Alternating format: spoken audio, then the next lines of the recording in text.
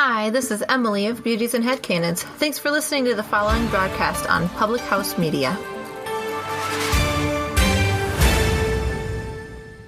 This is Jenna Burt, host of the Confessions of a Military Spouse podcast here on Public House Media. Thanks for listening to the following broadcast on Public House Media. Once you're done with this episode, I hope you'll come check out my show, Confessions of a Military Spouse, where we dig deep and talk about the unspoken hard truths of what it's really like to be a military spouse. A new show comes out bi-weekly. Don't forget to subscribe on iTunes so you never miss an episode of Confessions of a Military Spouse. Thanks again for checking out the following broadcast on Public House Media.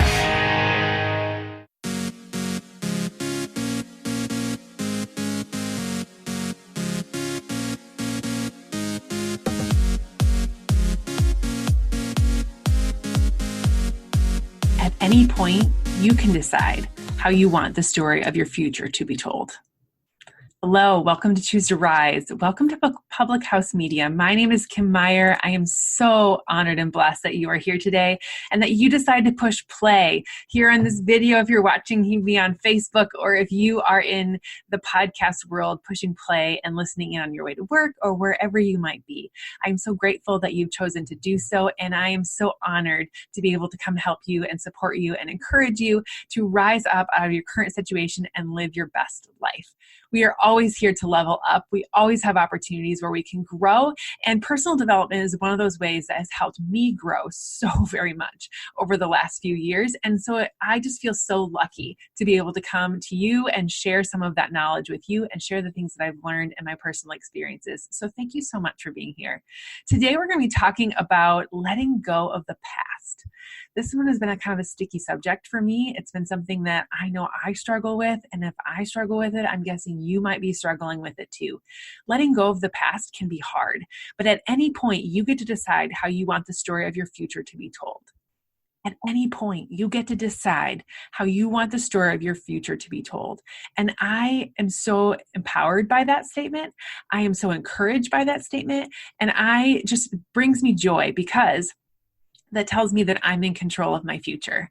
That tells me that I can let go of the things that are happening, that have happened in my past or that might happen in my future, and let it all go and give it all to God because He's the one that's really in control.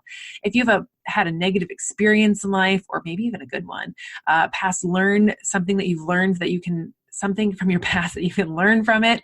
Everything is a learning opportunity and everything is a growing opportunity. So when you linger over past hurts or regrets or betrayals, they leave you feeling bitter and negative. Those are all negative words and they bring negative energy about them. And so when you can let go of those things, you're going to leave space for the things that are going to be available to you. You're going to be able to open up your heart and your mind and your life to more positive things because you're going to let go of the negative stuff that's been a part of your past.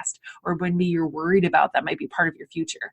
So today I want to talk to you about letting go of your past and letting go of the past hurts, because at any point you can decide how you want the story of your future to be told.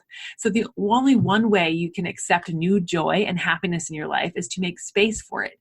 And if your heart is filled up with all the pain and the hurt and the disappointment and the doubt and all of the negative things that happen in your world, you won't have a space for anything new. So the first thing you need to do is make the decision to let it go. Things don't disappear on their own, and you need to make the commitment to actually let it go. And I mean, don't just say, yeah, I'm letting this go, and then holding on to it and bringing it up again in the future when something doesn't go that way and you feel like it's kind of you're jaded and you can talk about it again. No, letting it go means actually letting it go. You don't make this conscious choice up front. You could end up self-sabotaging yourself in any effort that you choose to move on from this past hurt in the future. Making the conscious decision to let it go also means accepting that you have a choice to let it go, to stop reliving the past pain, to stop going over the details over and over again in your head, and to really just stop thinking about it. When you give something thought, you give something energy, and the only reason why it still exists in this life is because you keep thinking about it. So stop. Just let it go. Give it to God. Give Him the power to take care of it, and understand that this is a super empowering way to move in your life. It's so empowering that most people, knowing that this is their choice in life, either hold on to the pain or they live up to the negative things that are going on. So that just fills up their future. So I would encourage you to make the choice, let it go and forget about it, because the more power you give to it with thoughts and energy, the more it's going to show up in your life. The second thing, 5 ways to let go of your pain in the past, is to express your pain and your responsibility that goes with it.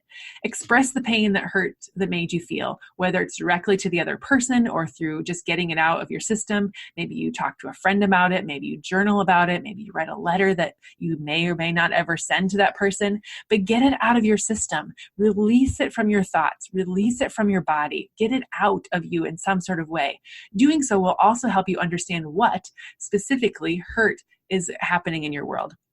What is it that you're attaching yourself to? What is that you feel so wronged about? What are the details? Get it all out of you. We don't live in a black and white world. We don't live in a space where things are either right or wrong sometimes. Sometimes there's a lot of gray area. So wherever you interpreted the situation, maybe you'll find out that, you had some responsibility in hurting somebody else in the experience, and you need to take ownership of that. We all play a part in everyone's reactions and everyone's situations. Being a small part of the piece that hurt somebody else, maybe you're partially responsible for it. Maybe you are completely responsible for it. What could you have done differently next time?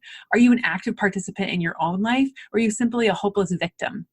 Hopefully you're taking a charge of yourself and you're being empowered, and you're thinking about how you can make changes necessary in order to live your absolute best life.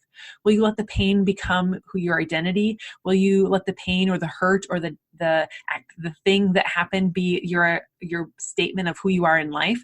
Or are you going to go someplace deeper and you're going to connect and learn from the situation so that you don't have to make the same mistake twice? I hope that you learn from it. I hope that you grow from it. And I hope that you're able to let go of it so you can fill your heart and mind with good things coming forward. The third thing is to stop being the victim and blaming other people. Being the victim sometimes feels really good. In fact, it's like being on a winning team. And it's kind of you against the world. But guess what? That doesn't help anybody. Blame games only hurt. They never heal. And the world largely doesn't care. So you need to get over yourself. And yes, you're special. Yes, your feelings matter. And yes, you're important in this world. But don't confuse your feelings with how you should be responding to someone, or how somebody else feels, because your feelings are just one part of this really large thing we call life, and which is also interwoven and complex and messy and intertwined with so many other people and things. So while your feelings matter, they are not the only thing in this life. In every moment, you get to have a choice to continue feeling bad about the other person's actions, which you have no control over anyway, or to start feeling good about yourself.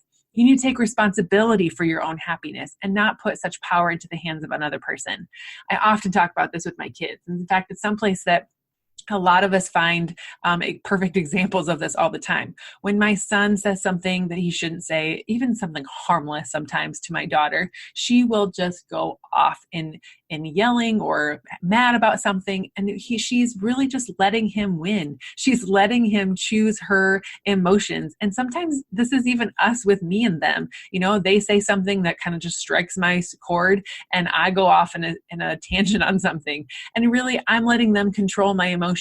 If you're angry, if you're upset, if you're those kinds of things, take responsibility for that. You always get to choose your emotions. You have the power. You have the right. You have the situation and right here, right now. And no amount of rumination or analysis of the fixed problem ever helps anything in the situation. So stop ruminating over it. Choose joy. Choose to, end the problem, end the game by forgiving and letting go. The number 4 is focus on the present, the here and the now, choosing joy. It's time to let go of the past and stop to reliving it. Like I said before, when the more you think about it, the more energy you give it. The more energy you give it, the more it grows. I was listening to a friend talk earlier about a situation, and she said, like when you're standing in the ocean and the waves are crashing over you, or if you're standing out on a busy highway with a bunch of traffic, both analogies line up here. and that you can't hold your hand out and stop all the waves from crashing over you, right? You can't stop the traffic, all the lanes of traffic by holding up your hand. But you can't allow constantly for the waves to constantly wash over you and drown you out. You can't let the traffic smash you into pieces. You have to be able to decide that you're going to get out of it. You have to decide that you're going to move on, and you're going to let the things flow through. You're going to let the things keep going, and you're not going to worry about all the other stuff that's going to pile up on side of you, because you don't need that. Focus on the present, focus on the here, focus on the now, and stop worrying about what's happened in the past or what might happen in the future, because you don't have control over either one of those. The only time that you have control over is right now. So if we crowd our brains and our lives and our situations and our emotions with hurt feelings, there's very little room for anything positive in our life. And there's a choice that you're making right there. You're continuing to feel the hurt rather than welcoming joy into your life. You're choosing to feel the pain instead of choosing joy that's in your life. You're choosing to hold on to the things that are spinning you downward instead of choosing the positive things that are going to get you out of the spot that you're in to help you rise up to be your best self. And the last step, this is the hardest one for me, and just being completely honest and vulnerable here, this is the hard one for a lot of people. Forgive them and yourself. A lot of us hold grudges. A lot of us we may not have to forget another person's bad behavior, but virtually everybody deserves our forgiveness. Everyone. Sometimes we get stuck in our pain and our stubbornness, that's me, and we can't even imagine forgiveness. But forgiveness isn't saying, I agree with what you did. Instead, it's saying, I don't agree with you did, but I forgive you anyway, because it's not our place to judge. It's not our place to say what someone should or shouldn't get. Forgiveness isn't a sign of weakness. Instead, it's simply saying, I'm a good person. You're a good person. You did something that hurt me, and I want to move forward with my life. So it's not my place to judge you. You'll have your time with God at the end of your life. Forgiveness is a way of tangibly letting go of something. It's a way of empathizing with the other person and trying to see it from their point of view. And forgiving yourself is a huge situation as well. Forgiving yourself can be an important part of this step as well. And sometimes we may end up blaming ourselves for the situation that we were a part of. Maybe we didn't intend for something to play out the way it did, or we said something that we didn't mean, or something happened in our world that we beat up ourselves over and over again. But if you can't forgive yourself, how are you ever going to live in a place of peace and happiness? So today, I hope and pray that at any point you decide that how you want the story of your future to be told is a time and point that you decide that you're worth it, that you decide that you can rise up out of your current situation, and you decide that you can let go of the pain and do something different today to welcome happiness back into your life. I hope and pray that you got something out of this podcast today, and that you feel empowered and encouraged, and that you come back and visit us again here on Choose to Rise every Monday, Wednesday, Friday. Follow me on social media at KJP Meyer. I share all kinds of stuff daily, hopefully motivating you, encouraging you to live your absolute best life. And if you want to be a part of more of the things that I do here, also head over to ChooseToRiseUp.com and let's get connected. Leaving a rating and a review for this podcast helps more people see it and lets me know what it is that you love about the podcast. Thank you again so very much, and I hope to see you back here again next time.